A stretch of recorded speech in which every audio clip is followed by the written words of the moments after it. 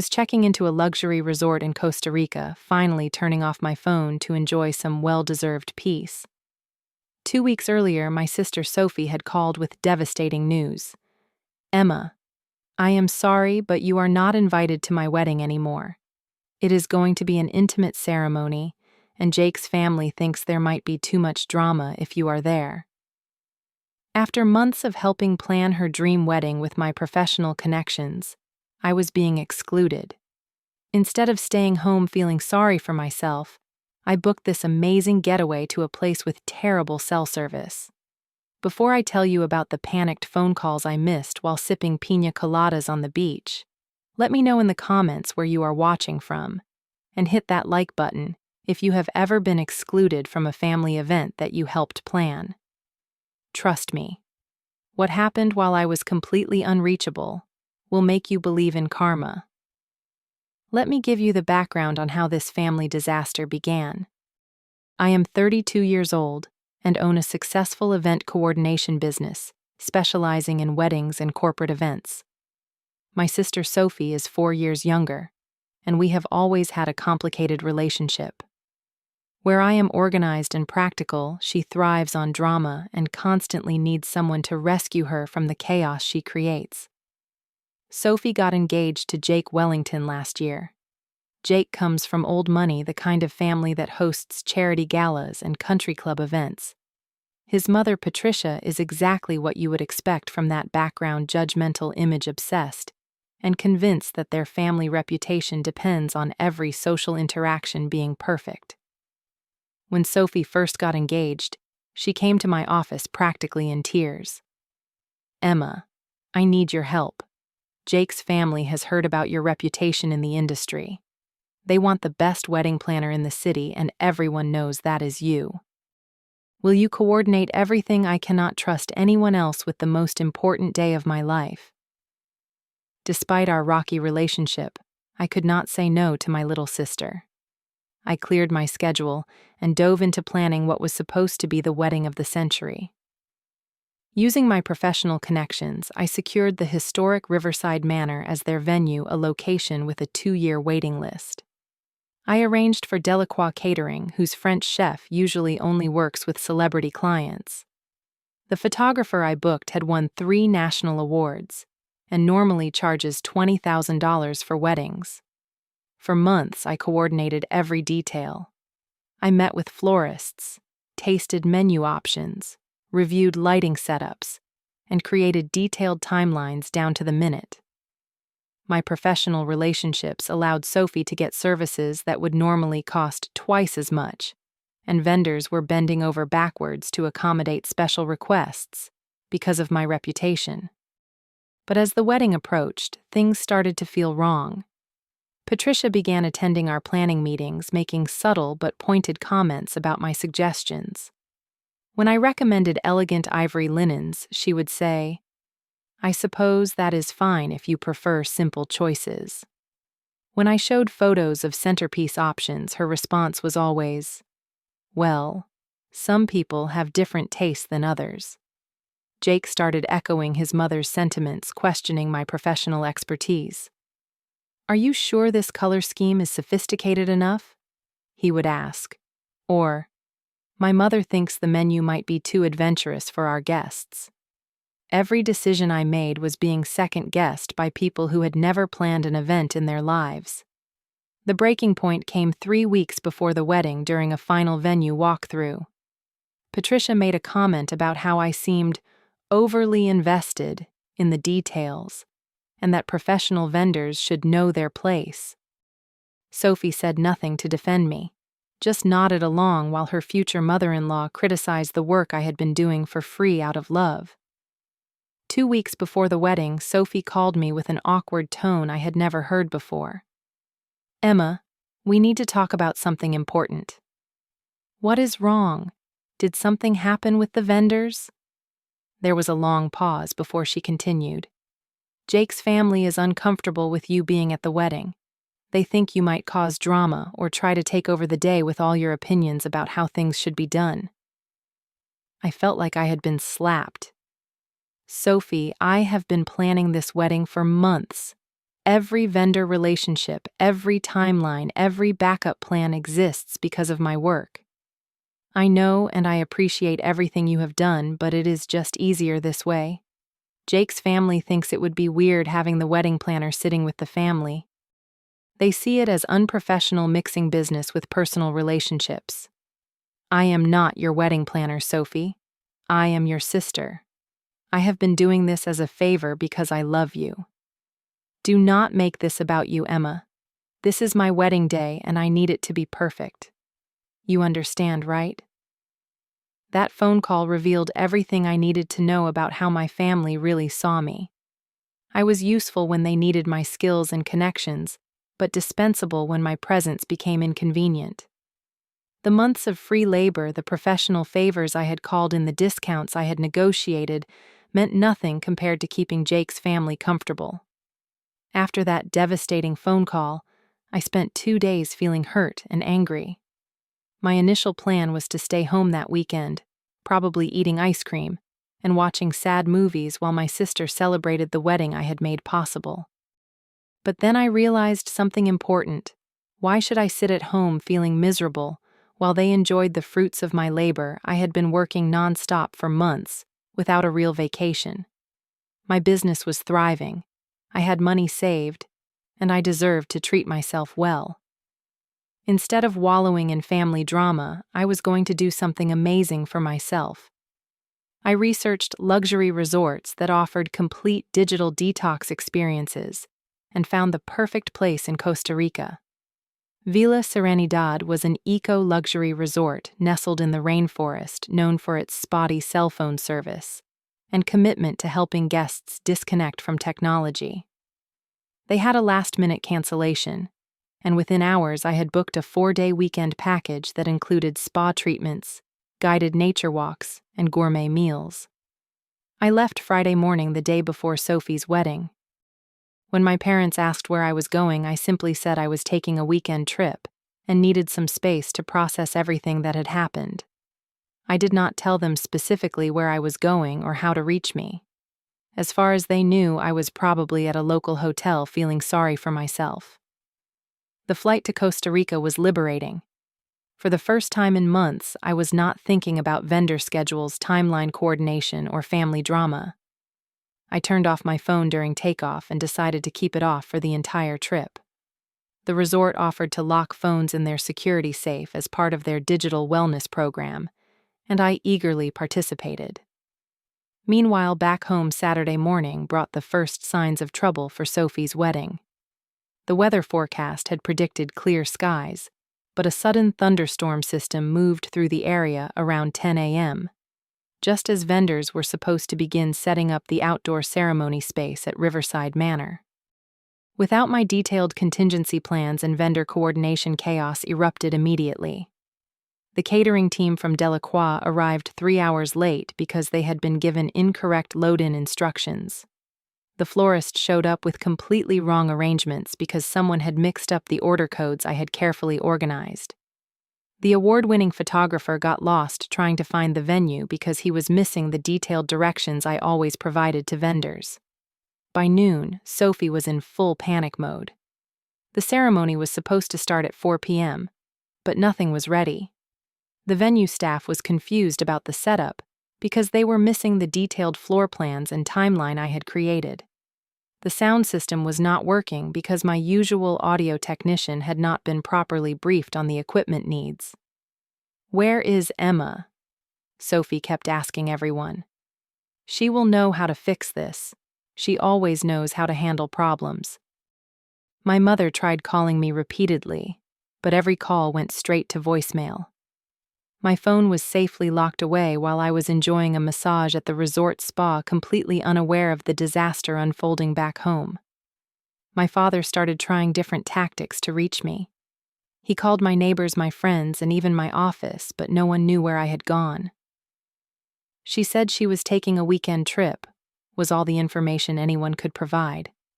The ceremony finally started 2 hours late with half the decorations missing and sound cutting out during the vows.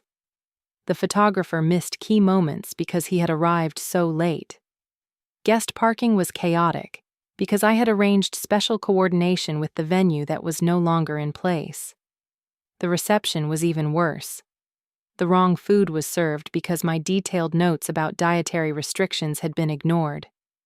The music playlist failed because no one knew how to operate the sound system I had arranged.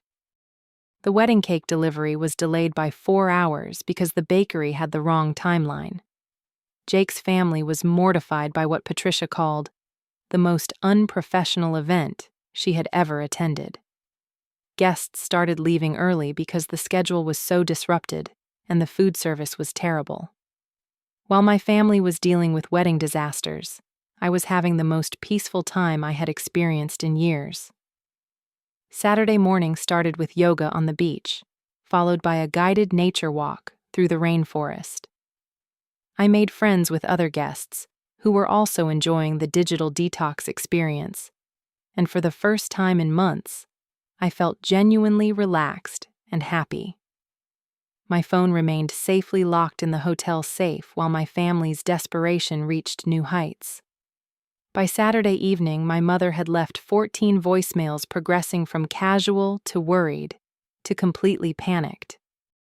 My father had driven to my apartment twice, finding mail piling up and no signs of recent activity. Sophie was having a complete breakdown at her own reception. Between tears, she kept saying, "This is all ruined. Emma would have prevented this. Where is she?" The vendors were confused and unprepared because they were missing the detailed coordination I always provided.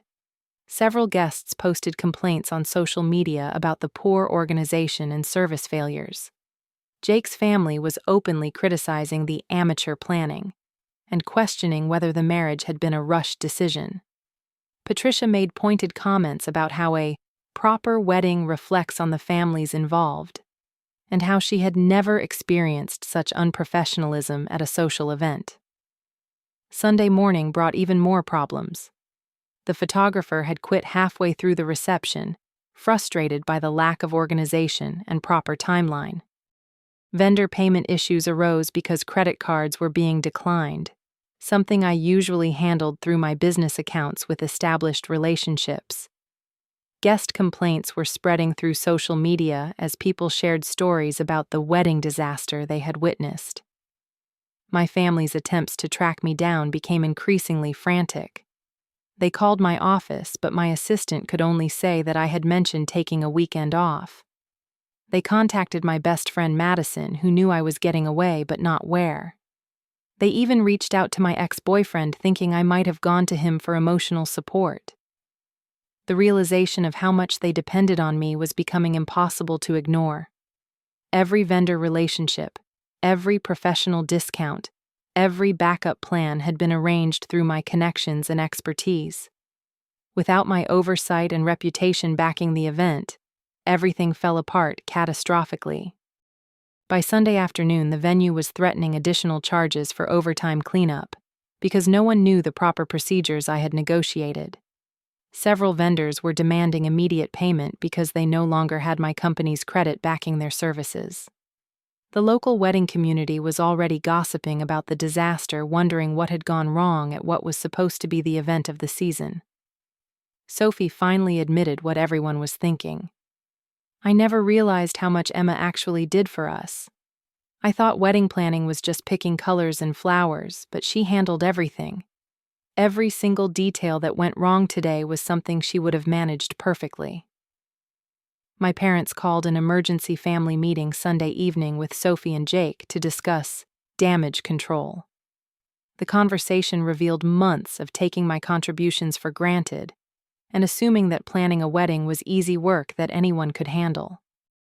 They began making plans to continue calling me until they could reach me, finally ready to admit that they needed my help to fix the mess they had created. Jake's family was questioning not just the wedding planning, but Sophie's judgment and reliability as a partner. The social embarrassment was exactly what they had been trying to avoid by excluding me, but their attempt to control the narrative had backfired spectacularly. Monday morning arrived with me feeling completely refreshed and empowered after 3 days of digital detox and luxury relaxation. The flight home was peaceful, and I felt stronger and more centered than I had in months. As we landed, I finally turned on my phone for the first time since Friday morning.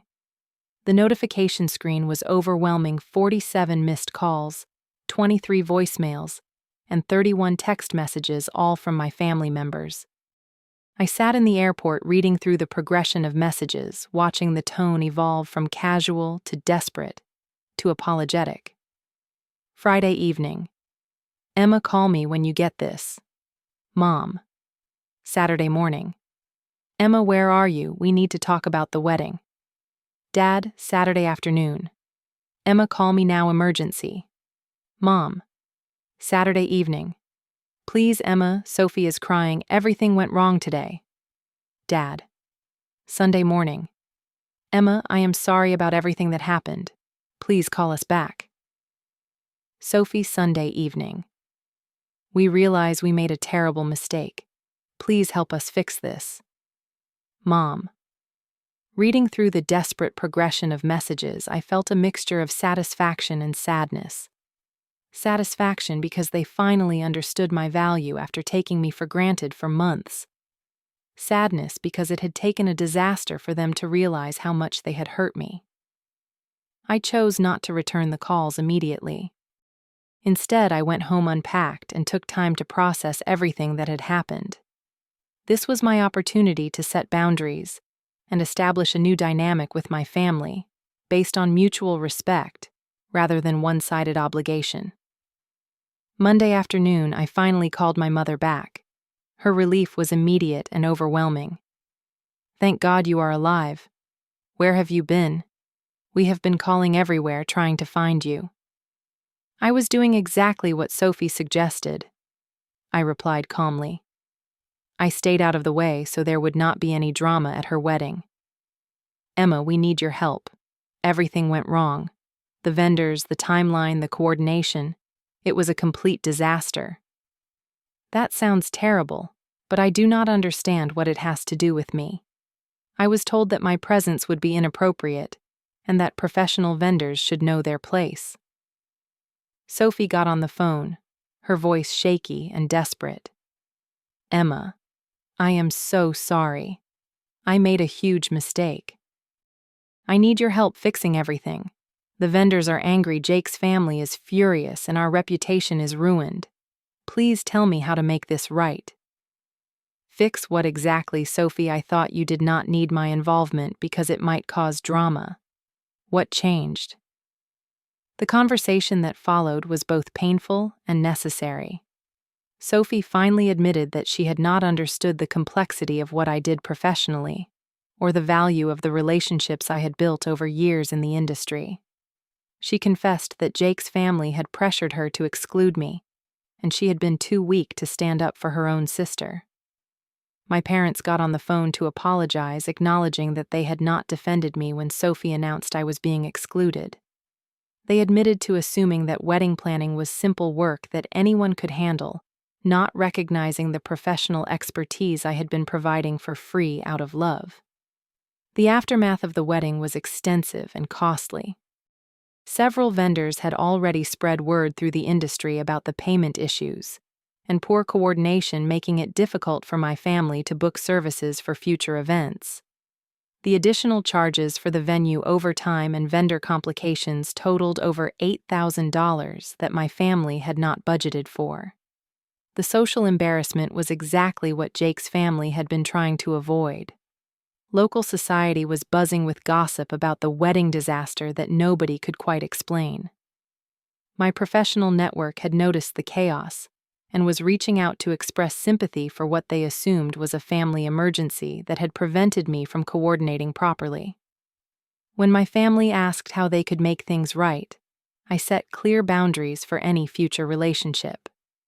If you want my help in the future, you ask respectfully and acknowledge that what I do has value. If you want my professional services, you pay my standard rates like any other client. If you want me at family events, you treat me with the respect that family members deserve. I did not offer to fix their current problems. You made this mess by excluding the one person who could have prevented it. You can figure out how to clean it up the same way. 6 months later, the consequences of that wedding weekend had reshaped our entire family dynamic. Sophie's marriage was struggling under the weight of Jake's family's disappointment and their questions about her judgment and reliability. My parents had a new understanding of how much they had taken my contributions for granted over the years. Extended family members who heard about my exclusion were shocked and supportive of my decision to establish boundaries.